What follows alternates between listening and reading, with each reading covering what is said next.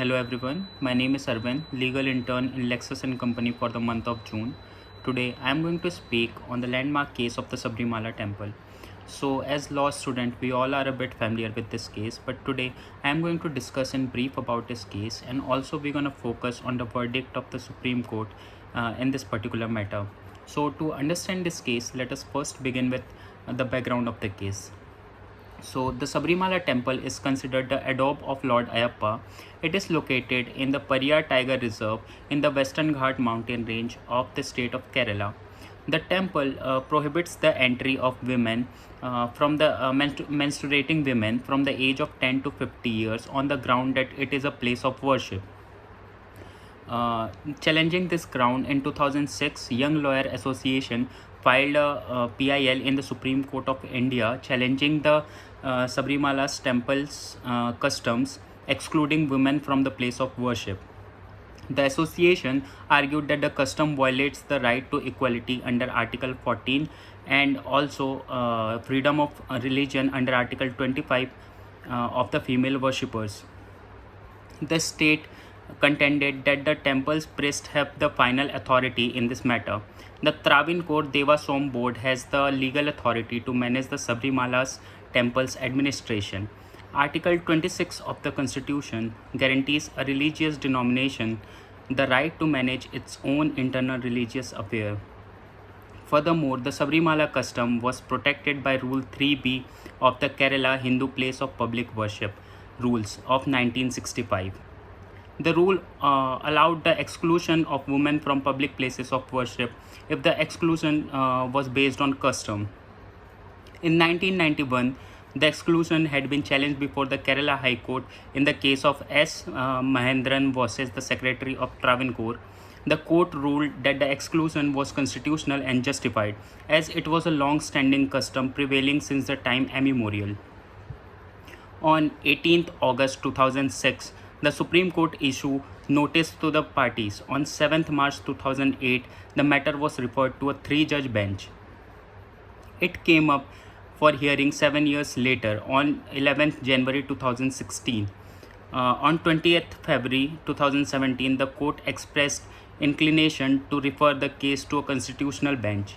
Finally, on 13th October 2017, a bench comprising of Chief Justice Deepak Mishra, Justice R. Bhanumati and Justice Ashok Bhushan ordered a constitutional bench to pass the judgment on this case.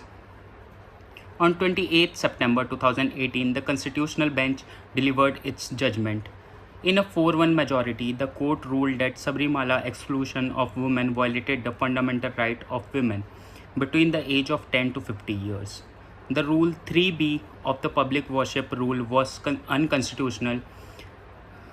Justice Indu Malhotra, delivering a dissenting opinion, observed that in secular policy, it was not for the court to interfere in matters of religion, and the same must be left to those practicing the religion. After that, more than 50 review petitions were subsequently filed by various organizations, including the National Ayappa Devotees Women Association, the Nayar Service Society, and all Kerala Brahmin Association. The review petition will be disposed of after the court first decides certain overreaching constitutional questions regarding the interplay between the fundamental right to equality and freedom of religion. In this case, only Justice Indu Malhotra has a dissenting opinion.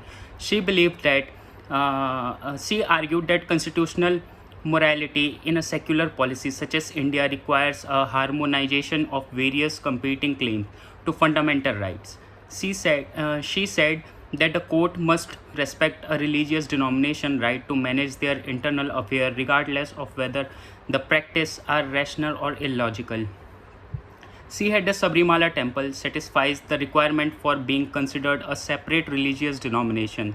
She therefore held that Sabrimala temple is protected under Article 26B to manage its internal affair. It is not subject to the social reform mandate under Article 25(2)(b, which applies only to Hindu denomination. The Article 26 denominational freedom of religion is subject to public order, morality and health. Justice Malhotra held that morality, constitutional morality, must be understood in the context of India Being a pluralistic society, she stated that the state must respect the freedom of various individuals and sects to practice their faith. Also, I believe that the people practicing the customs must be left on their own to practice the way they are practicing it from earlier. However, there must not be discrimination regardless of the gender. Thank you.